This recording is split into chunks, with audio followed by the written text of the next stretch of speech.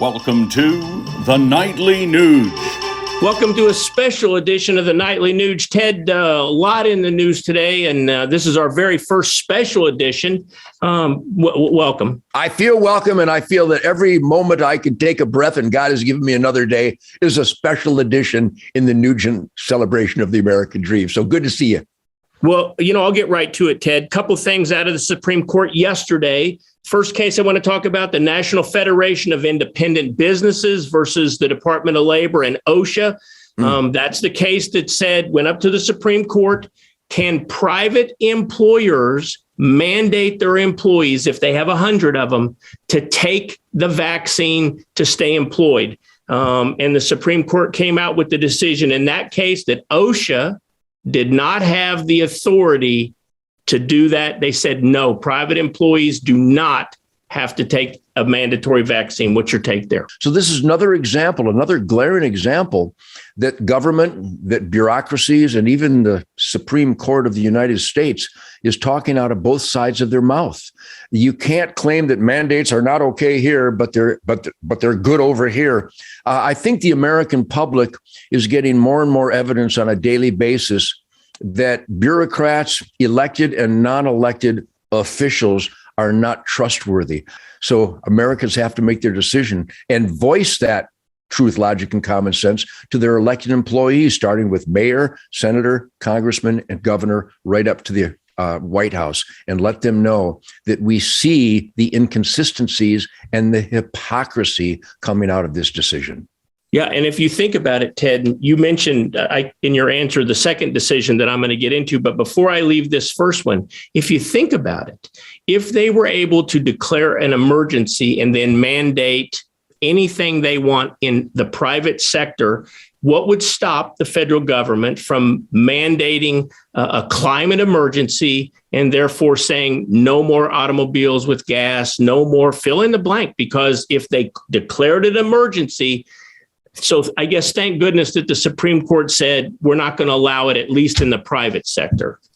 Well, I find it very difficult to rejoice a sleight of hand decision that makes sense from any bureaucrats or SCOTUS. But I suppose we can take one healthy, deep breath that logic surfaced in a rare moment. You keep talking about inconsistencies, and I know you're chomping at the bit to talk about the other case that came out yesterday, Biden versus Missouri.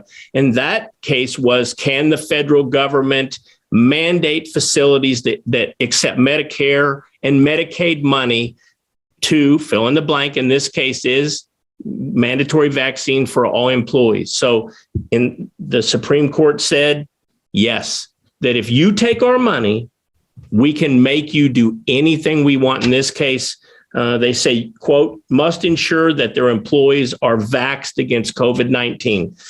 So that's the one I know you really wanted to talk about. So here you go. Well, once again, they're talking out of both sides of their mouth. And as we've seen in our lifetime, the incremental control over America, the American public, by the federal government, the more control they have, the more they can decree such mandates. And they're unacceptable. My truth, logic, and common sense mind, spirit, heart, and soul outright rejects such inconsistent, illogical decisions. We got to make sure that those in elected position, they hear us and that they respond so that we can put an end to this kind of abuse of power. That's really what an inconsistency and a contradiction from people with power represent, is that we have to push back. So I'm pushing back, and I hope all Americans push back. And one of the best ways is to join us at hunternation.org. And this is a perfect opportunity for people who believe in God, family, country, freedom, life, liberty, and pursuit of happiness to voice our beliefs to our elected employees. And hunternation.org is the camp where we're all gathering to make sure that traditional family values are at the foundation of policies, because right now they're not. But what you just said makes so much sense. And I hope people are listening, that what ultimately dictates this kind of policy, whether it's overreaching or fair, right or wrong, is who we elect. And that's kind of the pickle we're in because, they're just trying to narrowly apply a set of laws, which sometimes aren't fair, but that's what it is. And so I think your point about voting is important, which gets me right to the next breaking topic, probably the biggest black eye, if you can say that, that Biden got yesterday in the administration is they kept trying to push this voter rights bill through. And for our listeners that aren't familiar with it, the voters' rights bill was going to allow people to show up and vote without any ID, without registering prior with any limits. They just show up, say, I'm so-and-so, I don't have ID, but I get to vote, and would allow counting ballots, mail-in ballots 10 days after the election.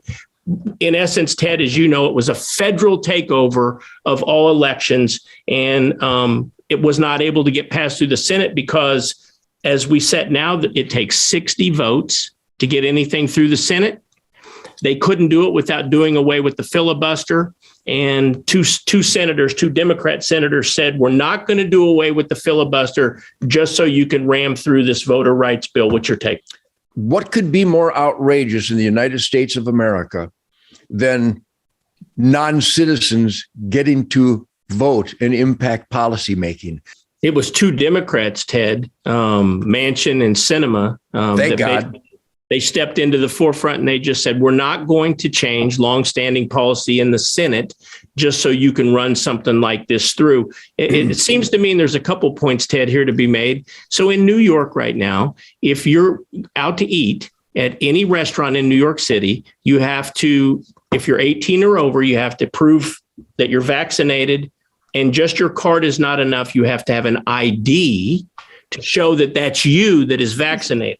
And it seems all along that they've said it was racist to require voter ID because blacks are not, apparently, and it's odd to me that they would say this is racist to me, that blacks aren't capable of getting IDs at the same rate as whites.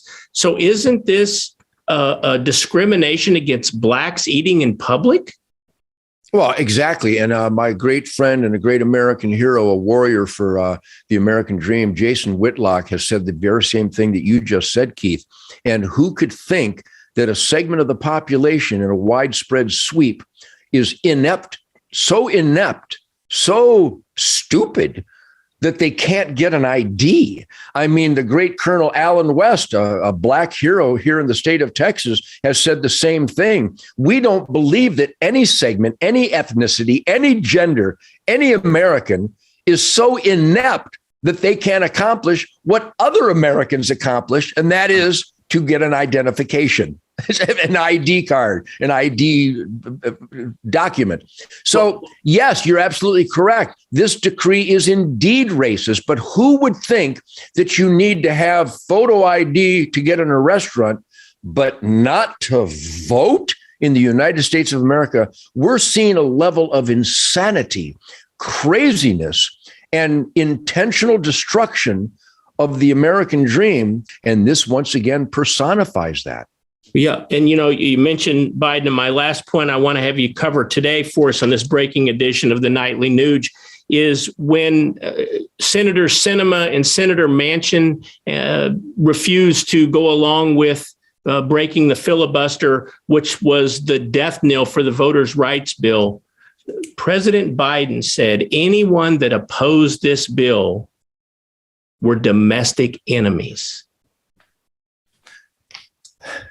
Again, it's like Manchin and Sinema are holding the line for the American dream, truth, logic, and common sense. When you think about it, Ted, from the founding of our country, we were built on public speech in the town square, with dissenting opinions, but the people being fully informed.